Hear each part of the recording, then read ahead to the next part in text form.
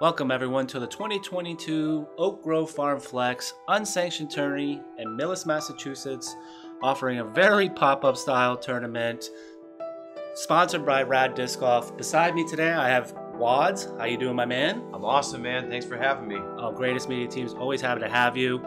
Today we got an awesome card including the man himself, Simon Lizotte, playing 226 career events, including this one.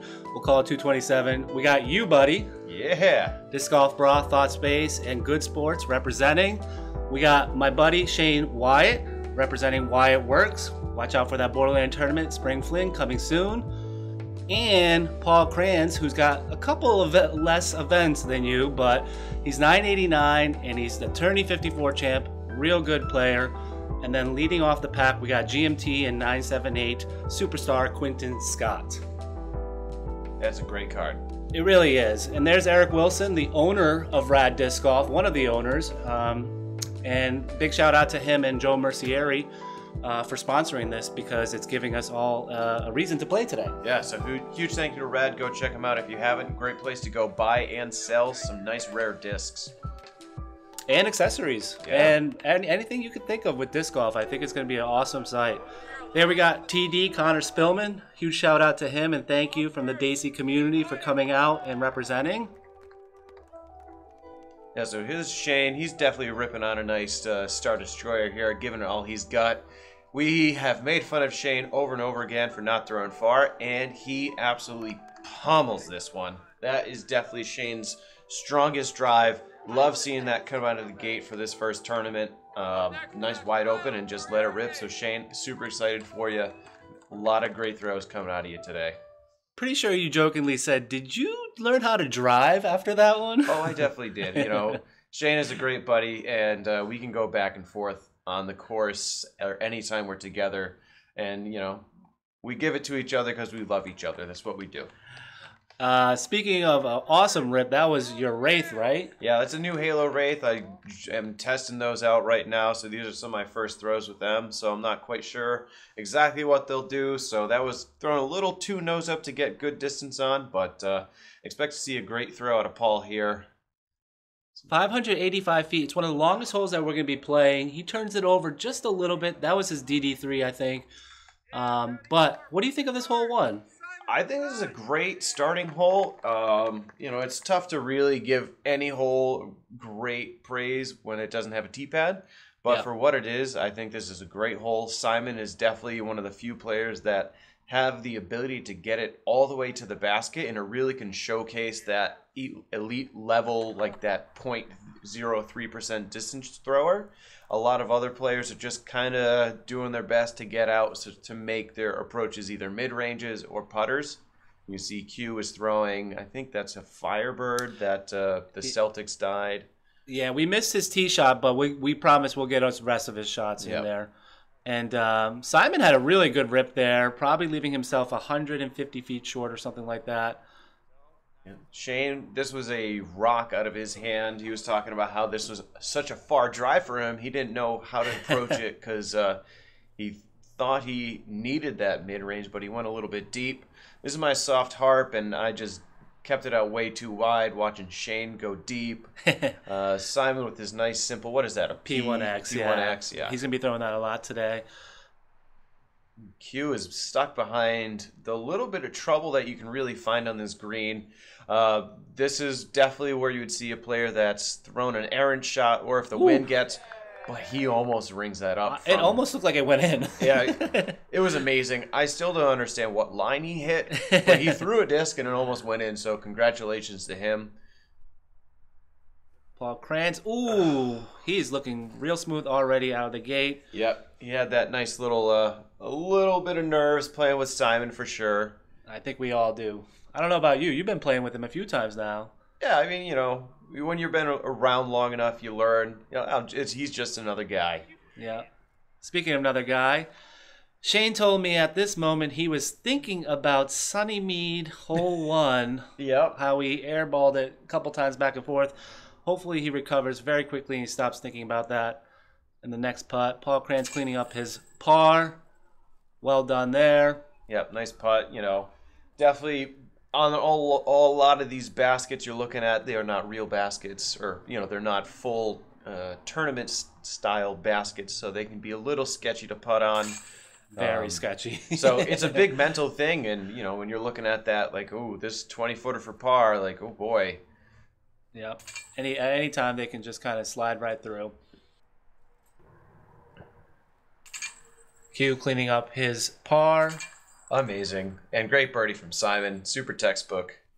Moving on to hole 2. Simon's choosing the Sky Hyzer route, which I didn't think anybody would do, but because it's really far, probably 450 just to get over that apex, right? That's what Simon does best. He shows you what a disc can do that you cannot do with it. Shane saying, I'm a human and I can just throw a backhand kind of at the gap and hopefully it works out. There's an OB creek kind of just past that wood line that you either got to land in front of or deep of. This is a pathfinder for me, mid-range. I throw it a little bit too wide of the gap, but it's going to filter through the wood line. You can't quite see. No, but that looked like a good shot. You've been liking the pathfinder, I see, too. It has been a bread and butter mid-range that easily fits into the bag. It's almost like a fairway, almost, because it's just great glide. That's great control with good glide. You don't have to overthrow it. Paul throwing, I think he went mid-range as well. He did. He got a little lucky here, but I just love his smooth form, probably imitating Simon himself. Yep. That's what these young guns do. Yeah, unfortunately, Paul is lacking about 1.5 feet of height that Simon has on him. But, man, he is an absolute talent. So he's going to be fun to watch. I love playing with him and just talking about the mental game that we're developing and really making sure that we progress him in the right way at the right time, because he is someone that has unlimited potential. So making sure that, I keep around him and getting around the best players that we can get and making sure that his mental game stays strong and he doesn't get too frustrated, which definitely can happen to a lot of players. Yeah, I've played with him a few times, and he has a pretty good mental game. He doesn't get too angry or anything like that. He stays focused. Yep. Yeah. And he's doing even well today at the Tournament of the Damned. I think he's averaging 10-20 just last 2 rounds. Yeah, it's incredible seeing what he can do. And, right now, Q almost rings that up. Yeah, for birdie. That would have been amazing. And, I think you can definitely see that this is a temporary course, a pop-up course with all the stuff that's kind of close to the basket here. I'm just inside the circle, and I have absolutely nothing. So I go a little forehand around.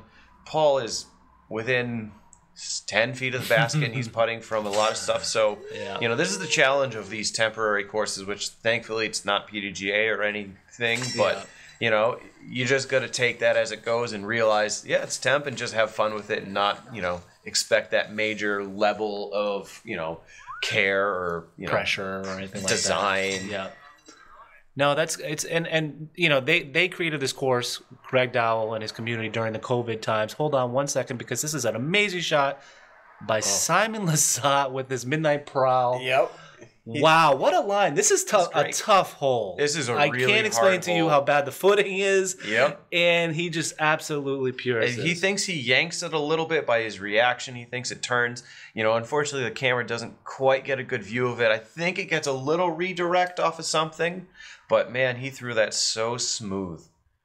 Yeah, so they built this course during the COVID time, and this was their escape, some of the Dacey community. So I really like the design, and they pushed a lot of these holes back for this tournament, actually, compared to what it was during those COVID times in the temporary course. Yeah. Shane pulled it a little bit to the right. Was that his rock? I think that was a Praxis he was throwing there. Okay, yeah. I know he's trying to take after you a little bit. Yeah. Who isn't, right, Wadz?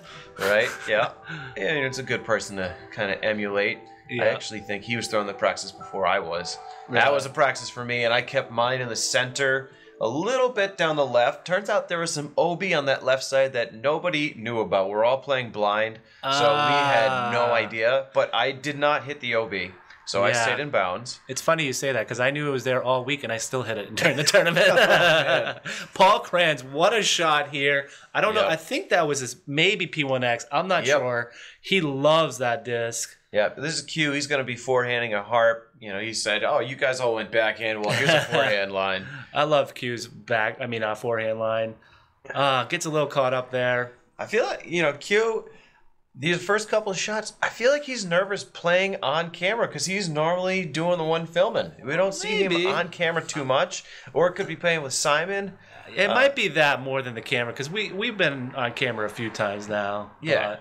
But, you know, playing with your buddy on camera is a lot different than playing in a tournament. And it is. Shane says, you know what? I've been on camera. I know how to putt. Check this thing out. And was that straight enough for you, Shane? I don't know, but that looked pretty good. But, you know, before every single putt, and I hope you can hear this, he goes, straight, straight, just putt straight.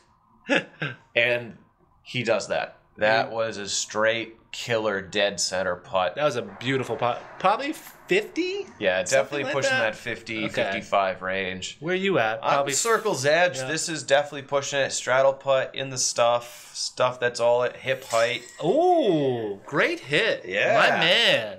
Yeah, hit a straddle putt. You can see my swing. I don't bring it down quite as low as I normally like because of all those little things, but still get that good pop off the wrist.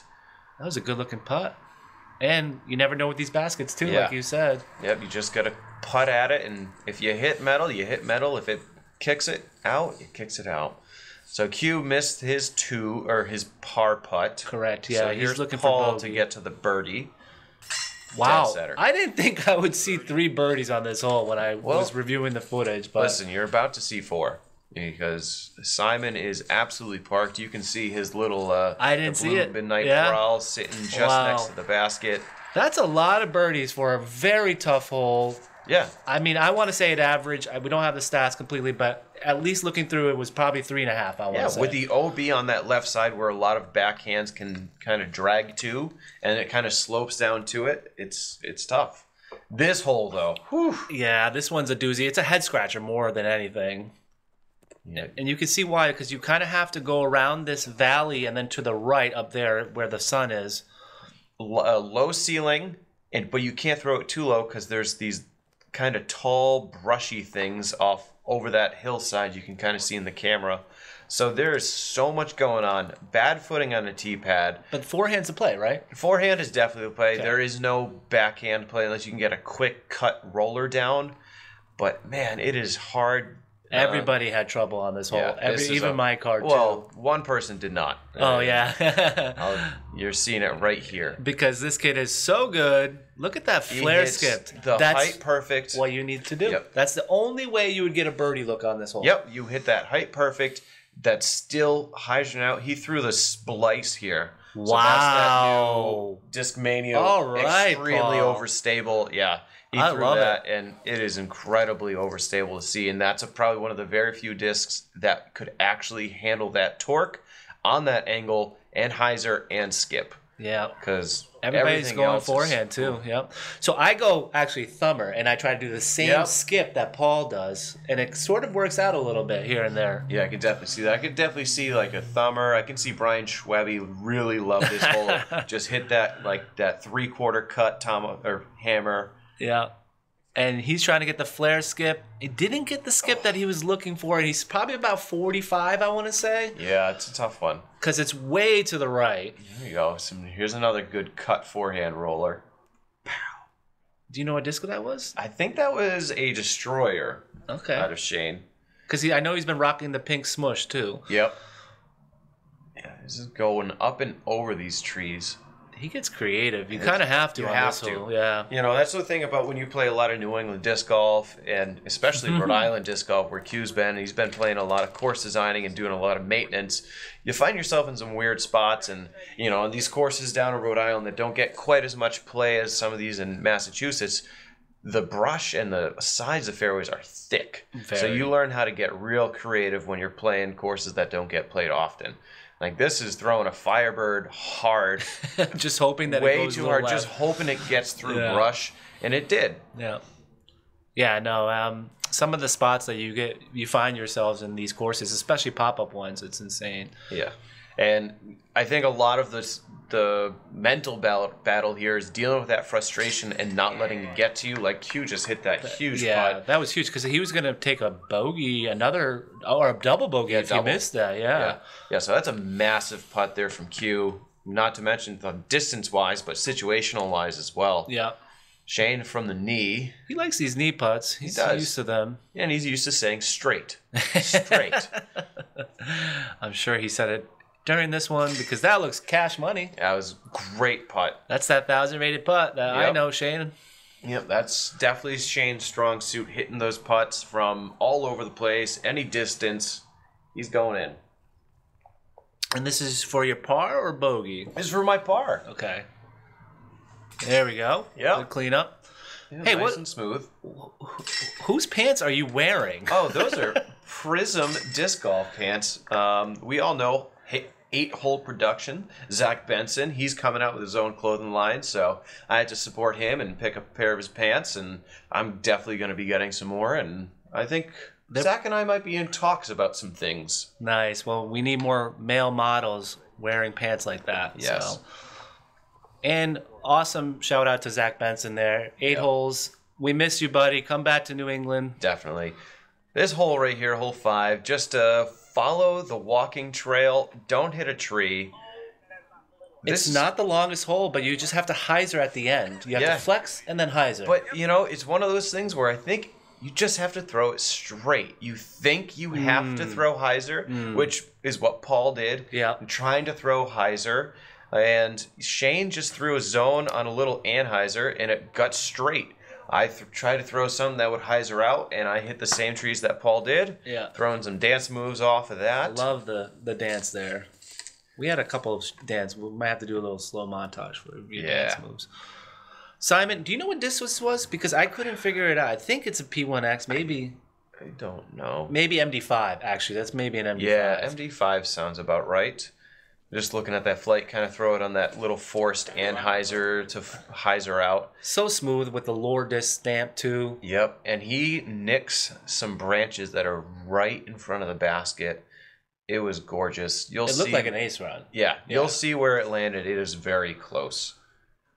Yeah, it looked, and look at that sign. Disc golfers, be aware of walking humans. Yeah, and that's they used the land that they had, and personally, please never actually install a disc golf hole on a walking trail.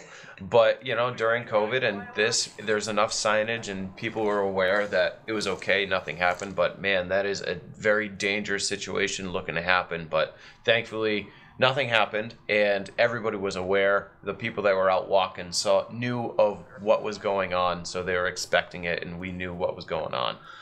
And it's funny you say that because I feel like I see that often in New England courses. No disrespect to Borderland or anything. Obviously, there's people walking around. Buff, there's people walking around. It's just some people are just not in tune with the disc golf, so you have to be really careful. Yeah, disc golf, you always have to assume that you are the low end of the totem pole, and you have to yield to everybody, and everybody has the right of way before you, because if you hurt somebody, it is your fault. And it looks bad for the sport, and we don't know what could happen. Shane with a huge putt right there. Another great putt. His putt's looking good. Paul, huge putt right there to save his par. Yep. You notice? I know he's a little bummed about getting a par there, but... Yeah, taking a 3 on a 225-foot hole is definitely not ideal. I think he said it feels like a 4, or someone said it right off the bat, right off the tee. Yep. This is for your birdie, right? No, this is for my par as well. Yeah, you went left. Yep. And then, just doing that course maintenance, standing in bushes and whatnot, inside of 15 feet of basket, making putts. Did it remind you trickier. Did it remind you of Martha's Vineyard? Yeah, I feel like that's been a lot of my season so far, just landing in weird bushes when I'm putting. So you make a lot of them. When you're getting used to it, you make the putts. Yeah. I feel like throughout my career, I've found a lot of tricky situations in putting greens, and your mental game says a lot. Whether if you crumble and let it get the best of you, then you're not going to advance. Cue ball, nice birdie there. Moving on to hole 6, 180 feet, very short hole, just a tunnel shot and then a little bit to the right. This looks really good, but he just got cut off a little early. Yeah, you've got to swing it out wider than you think. Like, you definitely got to go out towards that nice back wooded line instead of trying to cut that corner, because that corner is super thick. Or you just do what he's going to do and create this new Simon line, which I didn't even know this line was there. Did you? I know. Even after he threw that and I stepped up to the tee box and kind of tried to look for it. And I mean, I kind of saw it, but I feel the same way. I don't have the same, the testosterone level that Simon does of just throwing that kind of shot through pure woods. Because if you are off by a little bit, like look at these woods, you will have nothing, and you are just going to be pure scramble, and you probably just want to re-tee. Do you know what Paul's flicking here? Is that a splice again? No, that wasn't a splice. It was clear, either Firebird or FD3 maybe. Okay. What are you throwing? So that's an anvil. I was trying to swing it out even wider, trying to get us more of a harsh skip. Went a little bit long. It looked like a good shot shape, though. I hit my intended line, and I definitely feel like I hit the fairway, but it didn't have that cut at the end, which I was looking for. Mm-hmm. But, it's given me a putt, and for me, I'm happy with that. When Wadz is happy, we're happy. Yeah. We live in a happy world. Yeah, and I'm sure your sponsors, Discgolf Bra, are pretty happy too. Hey, we do what we can, and it's been a great partnership ever since day one. Well, we loved working with them too on our Pros vs. Joes episodes. You can check them out. Link in the description. Here's you with your birdie. Yep. Oh! Had to definitely elevate over some low branches, which is, working on different putting styles that, midnight to 6 putt. Great putt right there. Yeah, so let's talk about your putting a little bit. Do you feel like you've changed putts over the last few years? Oh, definitely. Yeah. It's all about, developing something that you can replicate and that you're confident in. And I feel like so far off to this year, my putting has really elevated itself and being very replicable and being way more consistent from that 30-foot, even outside the circle range. Simon, unbelievable birdie. Yeah, his touch on the putting green is amazing. It always fascinates me to watch how easy it looks for him to just make those putts. And his form it hardly ever changes. It's always just super smooth and straight out and just a great spin. This hole was absolutely amazing. Doesn't it feel great to get out of the tunnel and then have a hole like this? But it is so extremely demanding. When you look at those branches, there's branches on the left and the right. You could go up and over, but to get the angles of that spike down, it's so extreme. Yeah. So the best shot is to just go straight at it. But it is so punishing if you are off either side. So kudos to whoever came up with the idea for this hole. I love this hole. This might be my favorite hole. Yeah. It's very picturesque too. Yeah, just an absolute pure line that you have to hit. Technical. You can, when the wind picks up, you try to do sky hyzers and you're going to fall short. It's really a fun technical hole, like you said. And Shane sees a hole like this and knows it's a rock. Oh, yeah. I'm going to dissect Look this at that shot. And just pures it, goes right next to it. Bada bing, bada bing. I don't know who throws a rock better than he does, honestly. It's a tough question. Maybe Nick Economos, but he throws it harder. It's a different style. It's a way different style. Here's the Midnight People with Prowl. more pinpoint accuracy, Shane is deadly with that rock. Yep. No, he really is, because he can also master the stability of it too. So, what are you throwing here? So this is a glow Praxis with a Mad Hatter die on it. Shout out to Mad Hatter die. Does some awesome stuff. Great looking rip, dude. Oh yeah, and just throw that putter, commit, bread and butter, the line.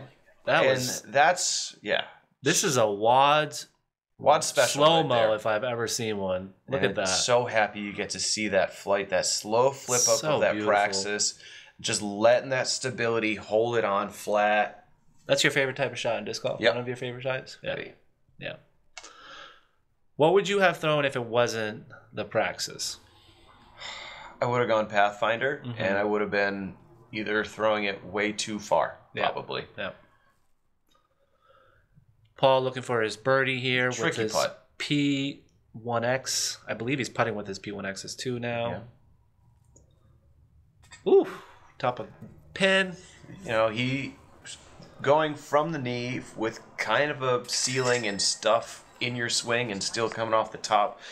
That shows a lot of his touch and how much he generates off of his wrist. Yes. So, that's a huge putt right there for him. And Simon Lizotte getting a turkey. Yeah. Shout out to him. He's heating up a little bit. He's always heating up. Come on. Meanwhile, Dan Laviolette is also heating up. I believe he's about 6 or 5 down at this moment. Oh, that is some really hot shooting. Dan, he's hungry right now. He has been playing this course, practicing here, so expect big things from him. All right, so we are moving on to hole 8, 300-foot Hyzer, open field shot, very tricky run-up and tee shot kind of feel, but it's pretty scoreable. What makes this hole hard is where you're teeing off from. Those little brown sticky twigs are some of the hardest twiggy things I think I've ever seen. They really are hard. It's wild how stiff they are, and it just messes your footing up. And like, we can all throw a 300-foot Hyzer. I will promise you, we can all do that. But what you're teeing off from here is what's creating the difficulty. Mm-hmm. And you watch your footing. You have to make sure you're not stepping on one of those, stabbing your toes. Yep. Whether you know, like, is it gonna hold your foot there? Is it gonna make it slide? What'd you throw there? That was a Dad Bod Star Firebird.